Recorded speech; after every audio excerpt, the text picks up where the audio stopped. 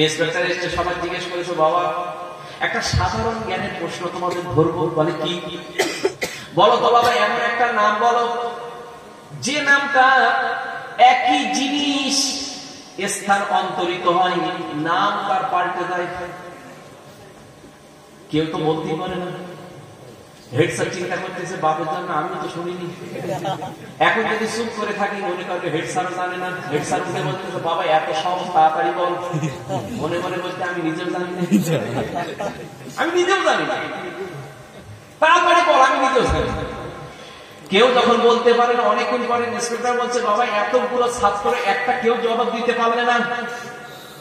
হঠাৎ করে বেঞ্চের তলাতে খবর এসেছে, স্যার আমি বলবো। হেড স্যার তলা থেকে ফিরে তাকে কেলো রেডি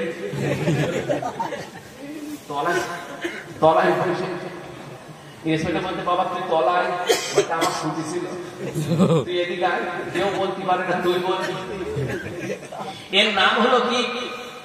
এর নাম হলো নদী। কি নাম বললাম? কোথাও গেছে গঙ্গা, কোথাও গেছে যমুনা, কোথাও গেছে ব্রহ্মপুত্র। বুঝতে পেরেছেন? জায়গা পরিবর্তন হয়েছে, নাম পরিবর্তন হয়েছে, কিন্তু একই জিনিস, সব নদী।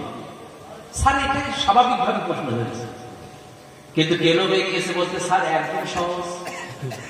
স্যার মনে করছে কেউ বলতে পারে না। হেড স্যার বলতেছে, কেন ভেতরে ছিল ভালো, তুই এবার যে বেরিয়েছিস সমস্যা। এখন কৃষিতে কি করতে আমি তো নিজে বলতে পারি না, আমি নিজে তো বলতে পারছি না আসলে কি। এইবারে কেন বারবার পরে বলছে, স্যার আমি বলবো। বলে, হ্যাঁ বলো। স্যার বলছে, স্যার শুনে নেন, এর নাম হলো চুল। চুল মানে বাবা বলতে মাথায় খালি করে বলে চুল, একটু তলার দিক নাম দিয়ে বলে বলে ভুল, আর একটু তলায় নাম দিয়ে বলে পলক, চোখের পলক, আর একটু তলায় নাম দিয়ে বলে গোপ, আর একটু তলায় নাম দিয়ে বলে দাড়ি, আর একটু তলায় নাম দিয়ে বলে পশম। হেড স্যার বলতে কান দাঁড়া,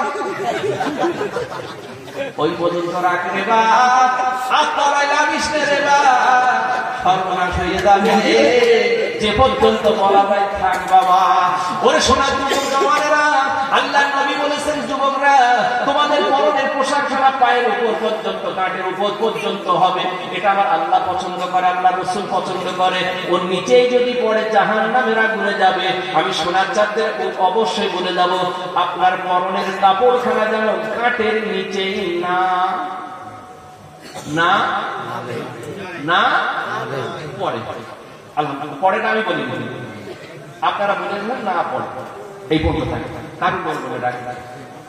ভাই আমার বাবা যে সোনার চাল মালিক, আল্লাহ নবী ডাকলেন, বাবা ও বাবা শোনো, একবার তোমাকে জিজ্ঞাসা করি, হে যুবক তুমি যে এটা পেশাব করেছো, এটাকে মুসলমানদের মসজিদ তুমি কি জানো না? বলে, আমি জানি, কিন্তু আমাকে বলেছিল বলে বললাম।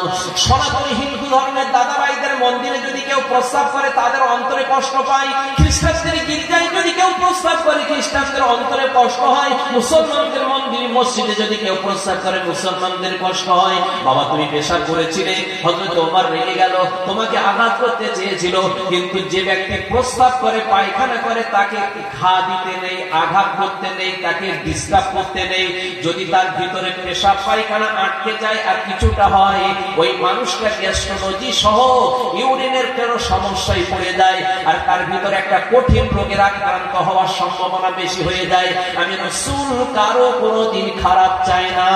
জোরে বলুন সুবহানাল্লাহ, আর একটু মহব্বতে বলুন সুবহানাল্লাহ। ইহুদি কিছু বললো না, আল্লাহর নবীর কাছে এসে বলি, ইয়া রাসূলুল্লাহ, ইয়া হাবিবাল্লাহ, পৃথিবীর জমিনে মহামানব হিসেবে আপনার নামটা শুনলাম, কিন্তু কোনোদিন এমন ভাবে দেখলাম না। আজকে আপনার কাছ থেকে এমনি ফিরে যাব না, ইমানের তাওহীদের কালেমাটা আমাকে পড়িয়ে দেন, পড়ে তারপরে বাড়ি যাব। জোরে বলুন সুবহানাল্লাহ। ভাইরা বাবাজির, আমরা সোনার চাঁদ আবার একটুখানি এগিয়ে যাই।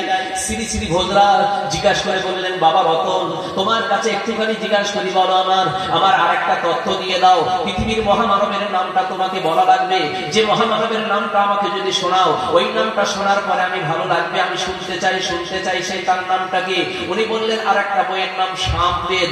সামবেদের ভিতরে একটা সুন্দর তথ্য দেওয়া হয়েছে। বলে, কি তথ্য? মম দৌবিতি তাতে বা দাকারান্তে প্রকৃতি কৃষ্ণাং ভক্তায়িত সদা